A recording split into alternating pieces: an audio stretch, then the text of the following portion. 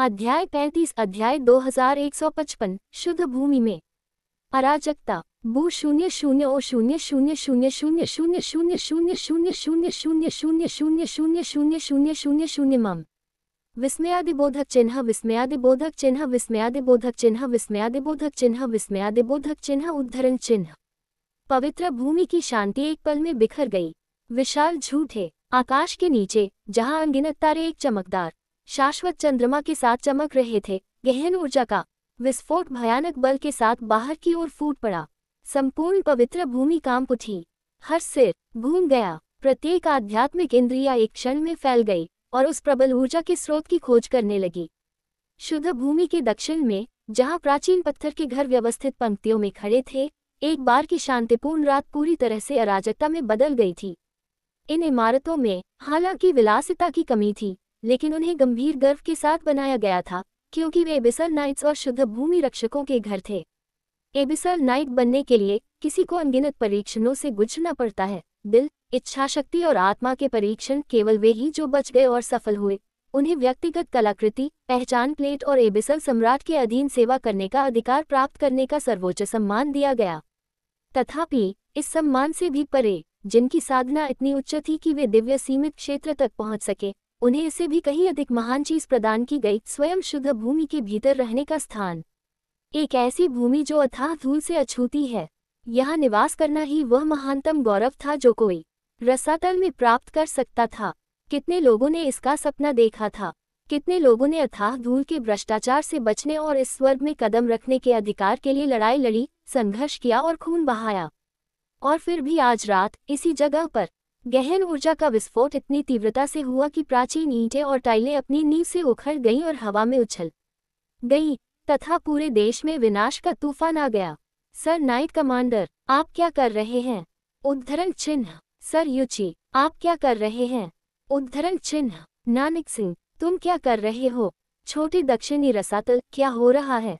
एक एक करके हर दिशा से आवाजें गूंजने लगी। उनके मालिक सदमे और अविश्वास में चिल्लाने लगे। विस्फोट के केंद्र के सबसे नजदीकी लोगों ने सहज रूप से अपनी आवाज उठाई, स्पष्टीकरण की मांग की। उन्होंने इस आभा को पहचान लिया। वे सभी उस ऊर्जा से परिचित थे जो अभी अभी तूफान की तरह फूट पड़ी थी, और उस परिचय ने उनके भ्रम को और भी गहरा कर दिया। युची नानक सिंह, दक्षिणी रसातल नाइट कमांडर। रसातल की शुद्ध भूमि के 36 नाइट कमांडरों में से एक। विस्मयादिबोधक चिन्ह। इस शांतिपूर्ण रात्रि में वह क्या सोच रहा था? अपनी दिव्य सीमित क्षेत्र साधना को इस तरह से उन्मुक्त कर रहा था। क्या वह पागल हो गया था? क्या उस पर हमला हो रहा था? ऐसे बेतहाशा विनाश को कौन सा कारण उचित ठहरा सकता है? फिर भी जब पूरी रात उग्र दहाड़ गूंजती रही, तब भी नानक सिंह ने कोई प्रतिक्रिया नहीं दी। नहीं, वह जवाब नहीं दे सका, क्योंकि वह भी नहीं जानता था कि वह क्या कर रहा है। उसका शरीर हिंसक रूप से कांप रहा था, उसकी सांसें उखड़ रही थी, उसकी पुतलियां अस्त व्यस्तता से फड़क रही थीं। उसकी गहन ऊर्जा अपने आप ही फूट पड़ी थी।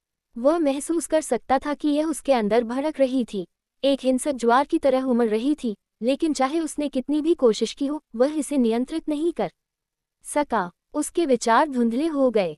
उसके शरीर ने उसकी इच्छा का पालन करने से इनकार कर दिया। उसकी अपनी साधना, उसकी अपनी शक्ति को बलपूर्वक बाहर निकाला गया और इस तरह से उसके विरुद्ध मोड़ दिया गया जो तर्क को चुनौती देता था। और जीवन में पहली बार एक शुद्ध अप्रतिरोध्य भय का कण उसके हृदय में समा गया। देवताओं की आध्यात्मिक इंद्रियां घटनास्थल की ओर बढ़ी। जो कुछ हो रहा था उसे समझने के प्रयास में हर विवरण की जांच कर रही थी। फिर भी उनकी व्यापक धारणा और दिव्य अंतर्दृष्टि के बावजूद उन्होंने नाइट कमांडर के शरीर में कुछ भी असामान्य नहीं पाया। क्या हो रहा था? पिताजी, आंटी किंग, क्या हो रहा है? हुआ कैली की आवाज गूंजी जब वह अपने पिता और चाची की ओर मुड़ी। उसकी भौहें चिंता से सिकुड़ी हुई थीं। अचानक हुए गहन ऊर्जा के विस्फोट ने रात को हिलाकर रख दिया था। फिर भी उसे जो बेचैनी महसूस हुई वह इस क्षण से बहुत पहले ही शुरू हो गई थी। यद्यपि यह विस्फोट एक दिव्य सीमित क्षेत्र साधक की ओर से आया था, फिर भी इसमें कुछ गलत लगा, बहुत गलत। पिछले कुछ दिनों से एक अजीब लगातार भय उसके दिल को कुतर रहा था। वह इसे समझा नहीं सकती थी, लेकिन ये वहां था, एक भयावह छाया जो मिटने से इनकार कर रही थी। इस वजह से उसने ज्यादातर बातचीत से खुद को अलग कर लिया था। दूसरों के साथ अपना समय सीमित कर लिया था और केवल दुर्लभ अवसरों पर ही उनसे से मिलने जाती थी। फिर भी मिटने के बजाय यह अशुभ भावना और भी मजबूत होती गई। और अब यह उसकी छाती में जकड़न महसूस हुई। जिस क्षण उसने गहन ऊर्जा के हिंसक विस्फोट को महसूस किया, भय की घुटन भरी भावना और भी बदतर हो गई। कुछ तो बहुत गलत था। योजक चिन्ह। रसातल में जो लोग दिव्य सीमित क्षेत्र में पहुंचते थे, उन्हें सच्चे अर्ध देवता माना जाता था। यदि कई लोगों की नज़र में वे सीधे भगवान नहीं थे, उनकी शक्ति ने पूरे देश में भय पैदा कर दिया। उनकी उपस्थिति ही सबसे शक्तिशाली प्राणियों को छोड़कर सभी के लिए एक निवारक थी। फिर भी यहाँ शुद्ध भूमि में, जहाँ अथाह सम्राट शासन करता था, जहाँ 12 सच्चे देवता एकत्रित थे, एक दिव्य सीमित क्षेत्र विशेषज्ञ की शक्ति कुछ भी नहीं थी। तो क्यों एक नाइट कमांडर इस तरह से लापरवाही से अपना पूरा आभामंडल क्यों प्रदर्शित करेगा? मुझे नहीं पता। हुआ किंग जब अपनी भतीजी को उत्तर दे रही थी तो उसकी आवाज में अनिश्चितता थी, उसका भाव अस्पष्ट था। हुआ कैली की बेचैनी और भी बढ़ गई। हम चलिए इंतजार करके देखते हैं। उद्धरण चिन्ह। हुआ फूचेन ने आखिरकार बात की। उसकी आवाज शांत थी, फिर भी चिंतन से भरी हुई थी। एक सच्चे ईश्वर के रूप में उसकी अंतर्दृष्टि दूसरों से कहीं ज्यादा थी, और फिर भी वह भी पूरी तरह से समझ नहीं पाया कि क्या हो रहा था। उसकी दिव्य इंद्रियों ने नाइट कमांडर की पूरी तरह से जांच कर ली थी, फिर भी वह केवल इतना ही समझ सका कि कुछ गड़बड़ है, बहुत बुरी तरह गड़बड़। लेकिन उससे आगे उसके पास कुछ भी नहीं था। तीनों के अलावा अनगिनत आध्यात्मिक इंद्रियां उस दृश्य की ओर खींची चली गईं। उनके मालिक गहरी सोच में डूबे हुए थे। एक एक करके जिन्होंने अपनी दिव्य अनुभूति को बढ़ाया था, वे उसी निष्कर्ष पर पहुंचे। कुछ भी समझ में नहीं आया। एकत्रित हुए कुलीन वर्ग ने भ्रमित दृष्टि से देखा। कुछ लोग आपस में बड़बड़ा रहे थे, अन्य लोग चुपचाप खड़े थे, अपना सिर खुजला रहे थे, समझ नहीं पा रहे थे कि अभी क्या हुआ था। इंतजार। हुआ फूचेन की आवाज, जो आमतौर पर शांत और संयमित रहती थी, अचानक कांपने लगी। उसका चेहरा भय से विकृत हो गया। उसके बगल में हुआ किंग जम गई। उसकी अभिव्यक्ति एक पल में भ्रम से पूर्ण भय में बदल गई। इसके बाद घुटन भरा सन्नाटा छा गया। तब कैली, यही रहो। बिना कुछ कहे दोनों आकाश की ओर उड़ चले। उनकी आकृतियां रात भर नाइट कमांडर के स्थान की ओर पूरी गति से दौड़ती रहीं। स्पष्टीकरण के लिए कोई समय नहीं था, पीछे मुड़कर देखने का भी समय नहीं था। जो भी उन्होंने अभी अभी महसूस किया था, वह इतना भयानक था कि सच्चे देवता भी हिल गए। कुछ जैसे ही वे आकाश में तेजी से आगे बढ़े, हुआ फूचेन की आवाज गूंज उठी, भाई कोंगचान, क्या तुम वही देख रहे हो जो मैं देख रहा हूँ? जिसे उनकी आवाज में तीव्र तत्परता का भाव था, पीछे बैठे लोग भी महसूस कर सकते थे। मेंग कोंगचान, जो पहले से ही उड़ान के बीच में था, ने अपना सिर थोड़ा सा घुमाया। उसका चेहरा भ्रम में उलझ गया। कैसे? यह जैसे ही उसने आगे देखा, उसके शब्द रुक गए, उसकी पुतलियां सिकुड़ गईं। तब उसे बात समझ में आई और वह अंदर तक हिल गया। उनके साथ साथ और भी आकृतियां आसमान में उड़ती रहीं। सभी महायाजक, सभी दिव्य रीजेंट्स, महान राज्यों के सभी बुजुर्ग। ये नाइट कमांडर की शक्ति नहीं थी जिसने पूरे शुद्ध भूमि को अराजकता में डाल दिया था। ये तो कहीं ज्यादा बुरी बात थी, ऐसा कुछ जो यहाँ कभी नहीं होना चाहिए था। अथाह धूल, उफ उफ, आह। यूची नानकसिंह के गले से एक घुटन भरी कर्कश ध्वनि निकली, क्योंकि उसका शरीर हिंसक रूप से ऐंठ रहा था। उसकी गहन ऊर्जा नियंत्रण से बाहर हो गई, कुछ अप्राकृतिक, कुछ राक्षसी में बदल गई। फिर एकत्रित हुए हर शक्तिशाली व्यक्ति की आंखों के सामने बूम, उसके भीतर से अथाह धूल फूट पड़ी। एक धूसर पीला धुआं फूट पड़ा जो उसकी आत्मा की गहराई से उमड़ रहा था। ये सिर्फ उसके रोमछिद्रों से नहीं निकला, यह एक भयंकर तूफान की तरह बाहर की ओर फूट पड़ा, जो कुछ ही पलों में उसके पूरे शरीर में फैल गया। उसकी आंखें, जो कभी बुद्धि और इच्छाशक्ति से भरी थीं, धुंधली हो गईं। उसकी जीवन शक्ति लुप्त हो गई। विनाश ने जोर पकड़ लिया। गर्जना, एक राक्षसी अमानवीय चीख हवा में गूंज उठी, जिसने सबसे अधिक युद्ध प्रशिक्षित कुलीन वर्ग में भी भय की लहरें उत्पन्न कर दी। मात्र कुछ सांसों के अंतराल में कभी पूजनीय नाइट कमांडर शुद्ध भूमि का रक्षक रहा, अब इस दुनिया में नहीं।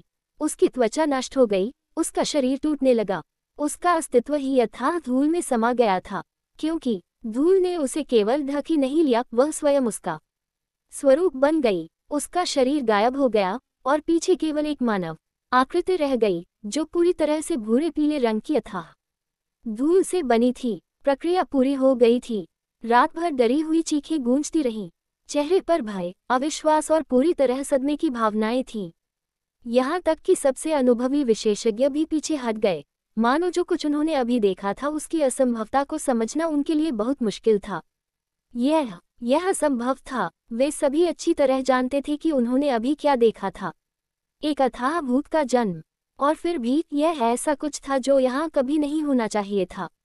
योजक चिन्ह। एक अथाह भूत में भ्रष्ट हो जाना एक अथाह पशु में बदल जाने के समान ही भाग्य था। केवल एक ही मनुष्यों के लिए था, दूसरा प्राणियों के लिए। कोहरे के सागर के भीतर, जहाँ अथाह धूल इतनी मोटी थी कि पूरे राज्यों को निगल सकती थी, जो लोग इसके भ्रष्टाचार के शिकार हो जाते थे पूरी तरह से मिट जाएं, उनके शरीर और आत्माएं बिखर जाएं। एक अथाह जानवर में बदल जाएं अगर वे एक प्राणी थे, या एक अथाह भूत बन जाएं अगर वे इंसान थे। दोनों का भाग्य एक जैसा ही भयावह था। अथाह पशु और अथाह भूत दोनों ही आत्माविहीन राक्षस थे, जो पहचान से परे विकृत हो चुके थे। उनका पूर्व स्वरूप छीन लिया गया था तथा उनके पीछे केवल विनाश ही बचा था। लेकिन वो कोहरे समुद्र में था। ये ऐसे स्थान थे जहां पर अथाह धूल इतनी अधिक मात्रा में थी कि दिव्य सीमित क्षेत्र के विशेषज्ञ भी वहां पर चलने से डरते थे। यहाँ शुद्ध भूमि में ये तो असंभव होना चाहिए था। हाल ही में एकमात्र ऐसा मामला जो थोड़ा बहुत करीब था, वह था लॉन्गशी, लेकिन वह अलग थी। उसके अंदर एक अथाह कोर था, जो भ्रष्टाचार का प्रत्यक्ष दृश्यमान संकेत था। लेकिन युची नानक सिंह, उसमें किसी भी तरह के संक्रमण के लक्षण नहीं दिखे थे। उसके शरीर में पहले से कोई जंग नहीं लगी थी।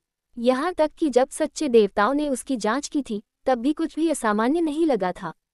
और फिर भी उनकी आंखों के सामने वह मुड़ गया था। इसके परिणाम भयावह थे। क्या अपने राजमहल के हृदय में गहरे में रसातल सम्राट की आंखें अचानक खुल गईं। उनका भाव, जो आमतौर पर संयमित और अस्पष्ट रहता था, एक पल में काला पड़ गया। यहाँ तक कि वह भी रसातल का सर्वोच्च शासक चिंतित हो गया था। यहाँ उनके क्षेत्र में ऐसी बात असंभव होनी चाहिए थी। शुद्ध भूमि एक स्वर्गीय खजाने का शरीर थी, एक दिव्य भूमि जो इसकी शक्ति से बनी थी। इसके सार ने एक ऐसी दुनिया बनाई थी जहां रसातल की धूल मौजूद नहीं हो सकती थी। एक ऐसा क्षेत्र जो भ्रष्टाचार से अछूता था, जिसने रसातल के बाकी हिस्सों को त्रस्त कर दिया था। फिर भी अब अथाह धूल प्रकट हो गई थी, सच्चे देवताओं की तरह, तथा एकत्रित हुई प्रत्येक कुलीन वर्ग की तरह। वह भी हिल गया। उसकी दिव्य इच्छाशक्ति बाहर की ओर बढ़ी और एक पल में पूरी पवित्र भूमि पर छा गई, और बिना किसी हिचकिचाहट के उसका स्वरूप गायब हो गया।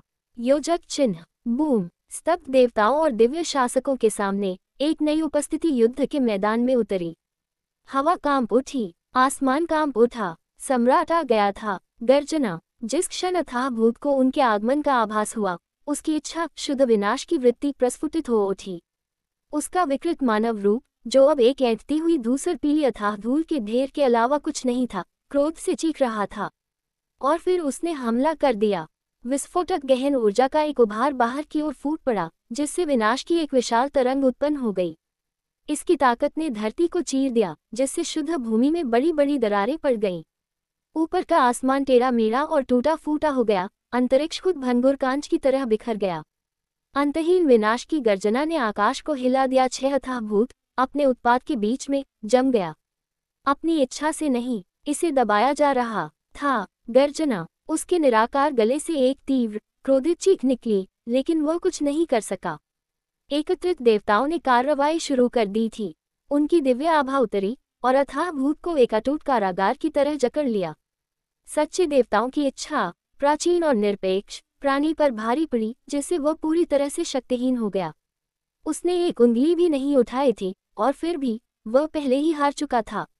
जब देवता और विशेषज्ञ अथाह भूत के चारों ओर एकत्रित हुए और उसके अप्राकृतिक अस्तित्व की जांच, विनाश का विस्फोट रुक गया करने लगे, तभी शुद्ध भूमि से एक आकृति गायब हो गई।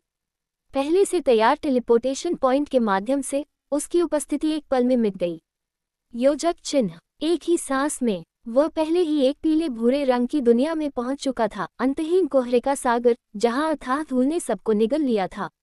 जैसे ही उन्होंने इस उजाड़ भ्रष्ट भूमि पर पैर रखा, हवा कांप उठी। एक जानवर की दहाड़ अंतहीन शून्य को चीरती हुई उसकी इच्छा के प्रति एक बहरा जवाब थी। एक क्षण में एक राक्षसी अथाह पशु उसके सामने प्रकट हुआ, जिसका विशाल रूप स्वर्ग को हिला रहा था। और तब और भी आए, एक के बाद एक कोहरे के समुद्र से भयानक ताकत वाले जानवर निकले। उनके शरीर से दम घुटने वाली आभा निकल रही थी। उनकी मौजूदगी के नीचे की जमीन हिल गई। विनाश की एक जबरदस्त ताकत एक जगह इकट्ठी हो गई। ये पर्याप्त होना चाहिए। उद्धरण चिन्ह। यून चे की आवाज शांत और अविचल थी। सावधानी से उसने लोमशी को जमीन पर उतारा और उसे अपनी आत्मा से भरे अवरोध के केंद्र में रख दिया।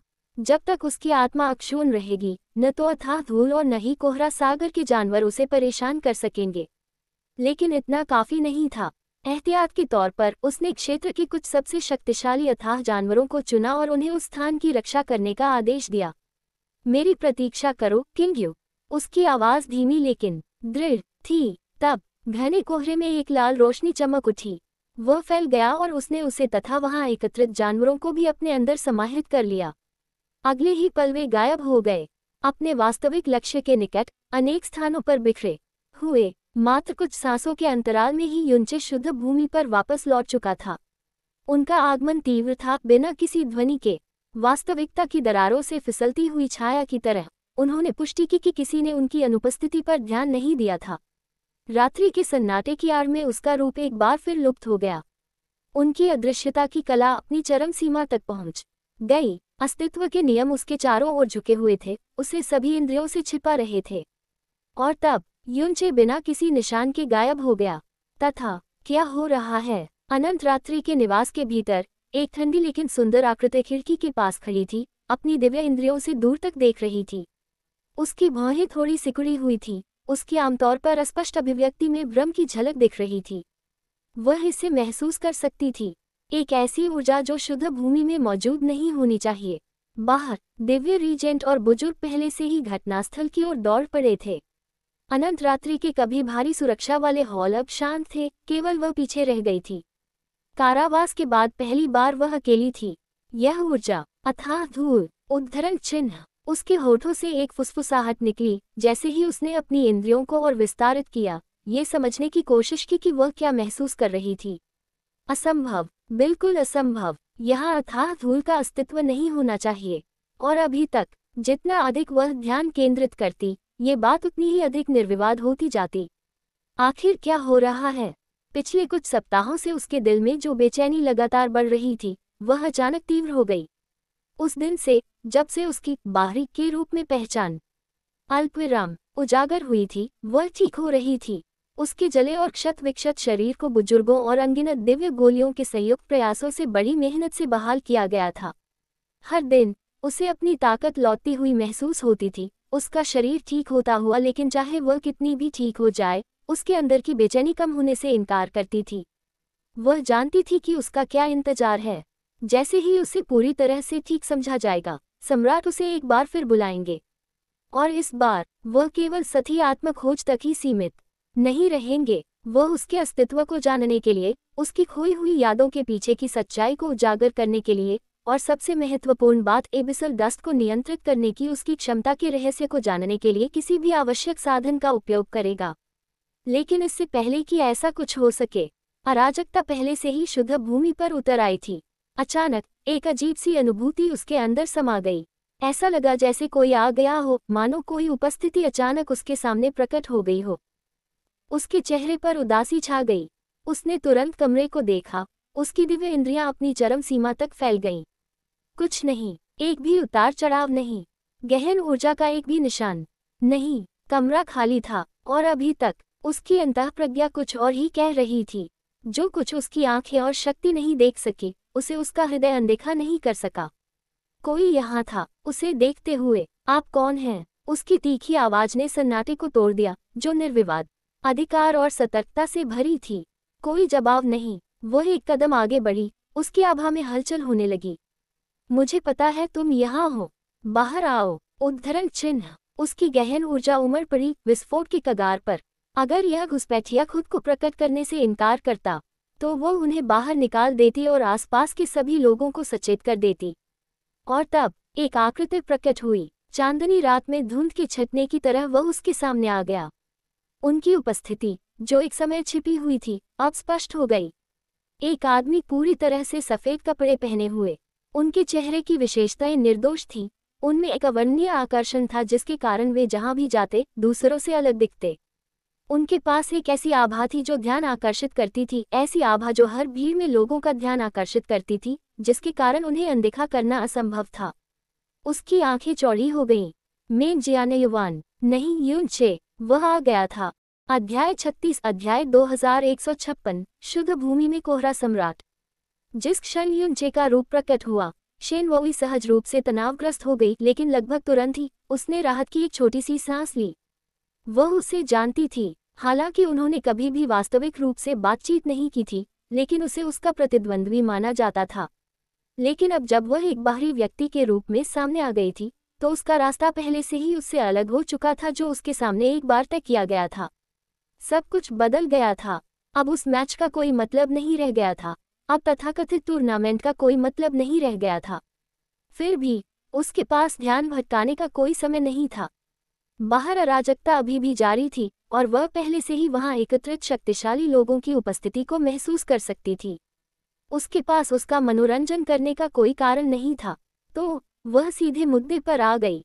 शेन वही दिव्य पुत्र युआन का अभिवादन करती है। आप यहाँ क्यों आए हैं? उसकी आवाज सीधी थी, उसका लहजा अडिग था। मेरे साथ आइए। यून शब्द शांत और दृढ़ थे, उन्हें नकारा नहीं जा सकता था। इससे पहले कि वह कोई प्रतिक्रिया दे पाती, वह फिर बोल पड़ा। हमारे पास ज्यादा समय नहीं है। उद्धरण चिन्ह। और फिर उसने अपना हाथ उसकी ओर बढ़ाया। प्रश्नवाचक चिन्ह, प्रश्नवाचक चिन्ह, प्रश्नवाचक चिन्ह, प्रश्नवाचक चिन्ह, प्रश्नवाचक चिन्ह, प्रश्नवाचक चिन्ह, प्रश्नवाचक चिन्ह। पहली बार शेन वोई हिचकिचाई। उसकी तीखी निगाहें भ्रम से चमक उठीं। वह किस बारे में बात कर रहा था? दिव्य पुत्र युआन, आप क्या कह रहे हैं? उसका स्वर स्थिर रहा, लेकिन उसकी आवाज में थोड़ी सी सावधानी झलक रही थी। वह समझ नहीं सकी उसके साथ आओ से उसका क्या मतलब था। वह क्या योजना बना रहा था?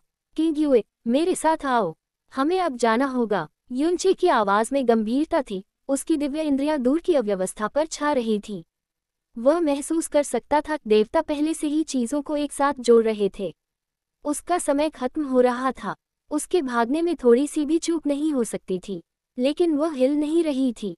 वह उसका हाथ पकड़ने की कोशिश नहीं कर रही थी। धत तेरी की, मैं यूनचे हूँ, मैं तुम्हारा पति हूँ, और आप सेया किंग्युए मेरी पत्नी हैं। मेरे साथ आइए। जैसे ही उसका पूरा नाम बोला गया, उसका शरीर कांप उठा। जेया क्विंग्यू, उसकी आत्मा कांप उठी। उसने पहले भी अपनी आत्मा में किंग्युए नाम सुना था।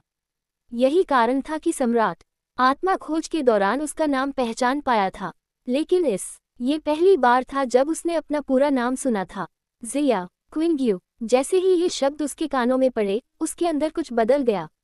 उसकी आत्मा में गहरे दफन धुंधली छवियां, अतीत की वे खंडित प्रतिध्वनियां, जिन्हें वह कभी नहीं पहुंच सकती थी, हिंसक रूप से हलचल मचाने लगी।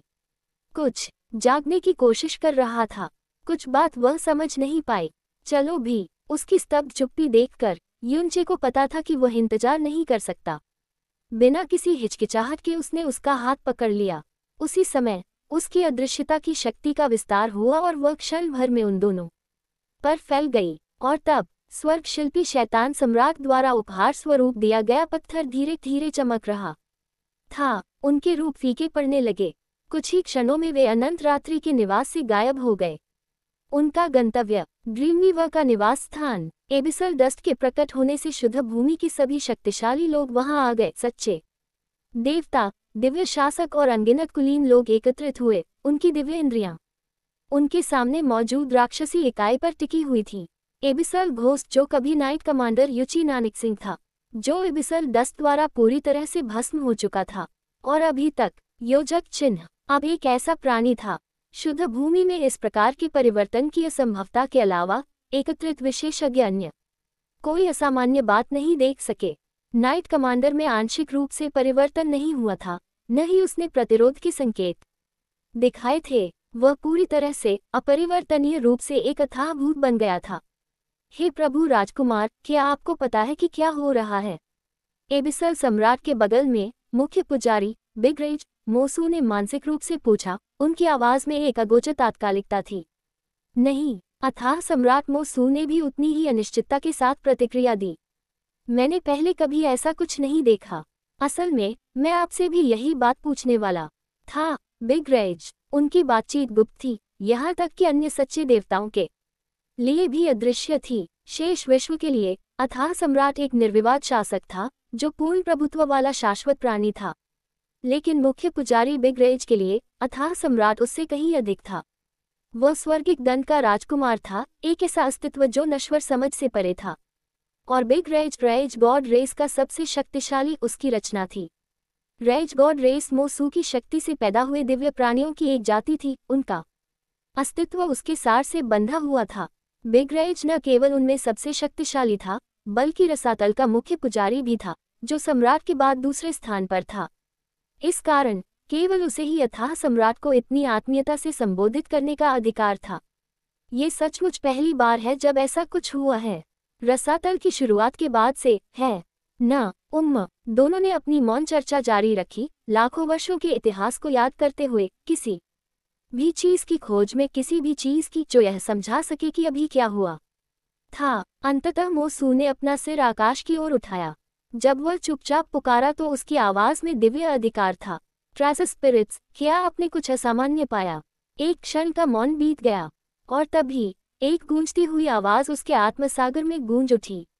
नहीं, मोसू की अभिव्यक्ति काली पड़ गई। तो फिर क्या हो रहा है? उसकी नजर पुनः अथाह भूत पर आ गई। उसका मन अनगिनत संभावनाओं के बीच दौड़ रहा था। इस बीच अन्य देवता, जिनके पास संपूर्ण दिव्य साम्राज्यों पर शासन करने की शक्ति थी, उस प्राणी का निरीक्षण करते रहे। फिर भी चाहे उन्होंने कितनी भी गहराई से खोज की हो, उन्हें कुछ भी असामान्य नहीं मिला, कुछ भी नहीं। और वह सबसे भयावह हिस्सा था। नानक सिंह कुछ ही सांसों के अंतराल में पूरी तरह से एक अथाह भूत में बदल गया। 2 यही सब हम जानते हैं, भगवान। एकत्रित हुए सच्चे देवताओं के साथ रसातल के शूरवीर, सेनापति और शुद्ध भूमि रक्षक गंभीर पंक्तियों में खड़े थे। उनके चेहरे गंभीर थे क्योंकि वे उन घटनाओं का वर्णन कर रहे थे जिन्हें उन्होंने प्रत्यक्ष रूप से देखा था। यद्यपि जब ये घटना घटी तब वे सभी अलग अलग स्थानों पर थे, फिर भी वे सबसे निकट थे। फिर भी वे भी, जो शुरू से ही वहां मौजूद थे, यह नहीं बता सके कि क्या हुआ था। लेकिन बेशक कुछ चीजें चाहे कितनी भी भ्रामक क्यों न हो, अंततः किसी ने तो उनमें संबंध स्थापित कर ही दिया। कमांडरों के बीच धीमी सी फुसफुसाहट फैल गई और तुरंत आदेश दे दिया गया। कुछ क्षण बाद, ये वह रिपोर्ट है जो आपने मांगी थी, सर। एक बूढ़ा आदमी आगे बढ़ा। उसके हाथ में अभिलेखों का एक सेट था, पत्थर पर लिखे शिलालेख और विभिन्न स्रोतों से एकत्रित विस्तृत रिपोर्ट। उसने जल्दी से सब कुछ देवताओं को सौंप दिया। एक ही नज़र में सच्चे देवताओं ने जानकारी को स्कैन किया और हर विवरण को एक पल में अवशोषित कर लिया। और तब उनकी आंखें अंधेरी हो गईं। नानक सिंह और एबिसल नाइट्स के एक समूह को हाल ही में फॉग मूनाक की जांच के लिए भेजा गया था। मुठभेड़ के दौरान नाइट कमांडर और उसके आदमियों को बचा लिया गया। इसके बाद एक लंबी खामोशी छा गई। तब ऐसा लगता है ये पूरा सच नहीं था। उद्धरण चिन्ह, देवता तुरंत संपर्क स्थापित करने में सक्षम है। युचि नानक सिंह का परिवर्तन निश्चित रूप से कोहरे सम्राट के साथ जुड़ा हुआ है। जैसे ही उन्होंने उस दिन की घटना से जुड़ी सभी बातों को जोड़ना शुरू किया, एक नई तात्कालिकता वातावरण में भर गई।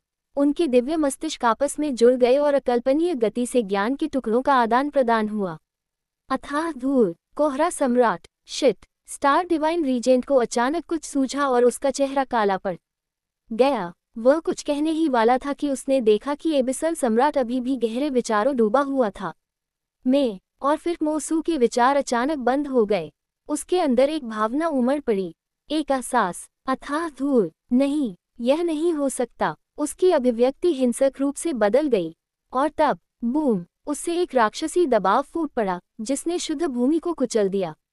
अनंत रात्रि के आसपास का प्रत्येक व्यक्ति स्तब्ध रह गया। उन पर दम घोंटने वाला बोझ आ पड़ा।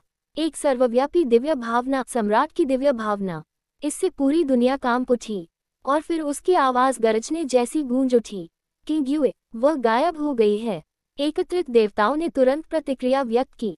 सदमा, भ्रम, एहसास, सब कुछ एक साथ टकराया। उसे ढूंढो,